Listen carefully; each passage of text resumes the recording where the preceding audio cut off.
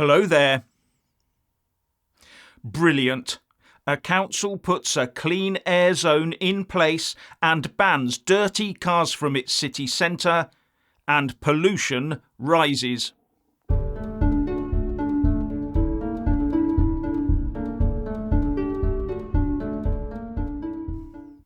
The SNP-run Glasgow Council put a very draconian low emission zone, or LEZ, in place from June the 1st this year.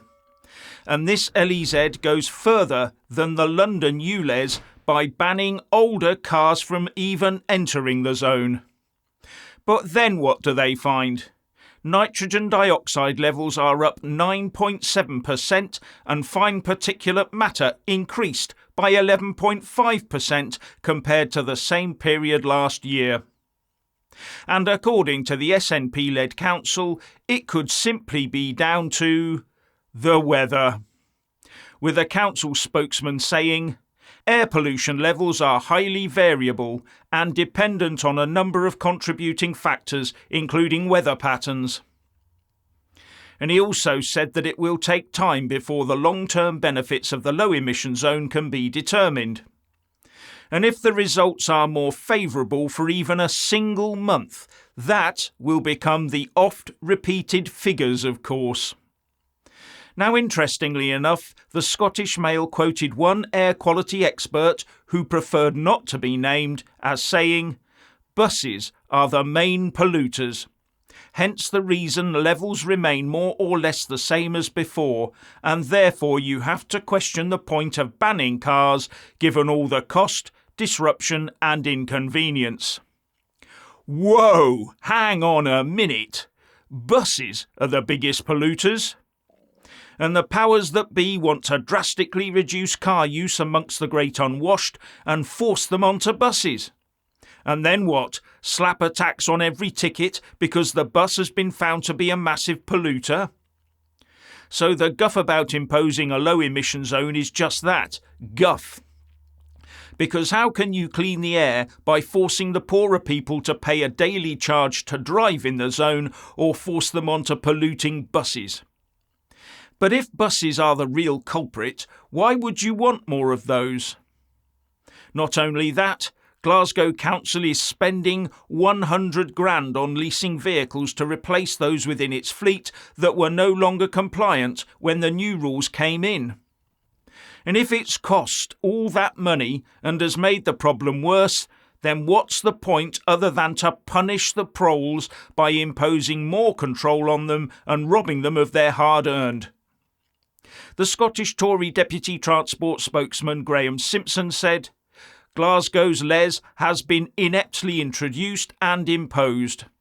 Those affected will be asking serious questions, given it appears to be having little effect on air quality. If the figures are worse, that has to be seen as a failure. It's had a huge effect on businesses, and the very least the public deserve is that the environmental benefits outweigh the economic costs." Well, it seems that environmental benefits all now depend on which way the wind is blowing. Or maybe it's not blowing hard enough, allowing the emissions to build up. Who knows? But even with these 10% higher pollution figures, the air was still within legal limits. So that surely means they were within legal limits before the Glasgow low emission zone was imposed. So why did they put it into place? Unless it's to be seen to be clean, virtue signalling at the expense of the poorest, just like in London. What are they going to do if the annual average nitrogen dioxide levels are still elevated as time goes on? Anyway, I've just seen an article from the Yale School of the Environment where it reports that a team of scientists has determined that the cleaner we make the air, the warmer it will get, because pollution is a coolant. Scientists have long known that these aerosols serve to block incoming solar radiation and temporarily cool the planet.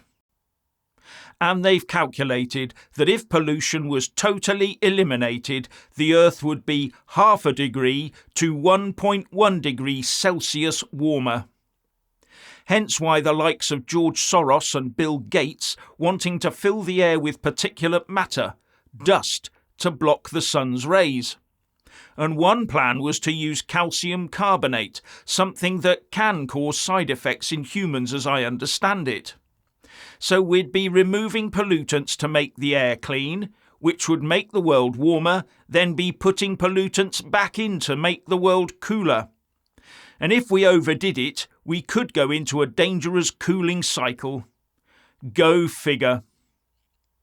While in London, Tory MPs have supposedly lambasted the Prime Minister Rishi Sunak into agreeing to reverse the ban on new onshore wind farms. Yes, after spending his time trying to look a bit net zero sceptical because there might be votes in it, we're told that MPs have found out that their constituents love windmills and want them all over the place. And it's only a vocal few who don't want them, or so we're told.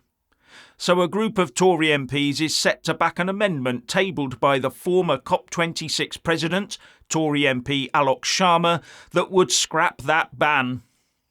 But ministers are keen to avoid a public drubbing by losing a vote in the Commons, so they want to agree how they reverse the ban with new planning rules. Interpretation: let the PM do a bit of PR and try and make it somehow look like a continuation of government policy. Now you have to remember that onshore wind is a big earner for landowners, just as the Crown estates profit largely from offshore wind because they own the seabed. And who are landowners more likely to be, Tories or Labour? So I would personally question as to where the overwhelming bulk of the pressure to get onshore wind back up and expanding is coming from. Especially as the ban was put in place by David Cameron, reversed by Liz Truss, but a Tory backbench rebellion got that decision reversed. So who is speaking, the people or the money? Anyway, it seems that the rules are going to be relaxed to match most of the rest of the consultation process. The authorities will ask and consult, and then go ahead anyway. Because the idea will be that these things will be built after it has been demonstrated that the planning impacts have been satisfactorily addressed. To whose satisfaction, I wonder? Now, due to the need for maximum effect, the wind turbines have to be well spaced out. So, unlike a nuclear power station, they have to take up loads and loads more space to achieve the same power.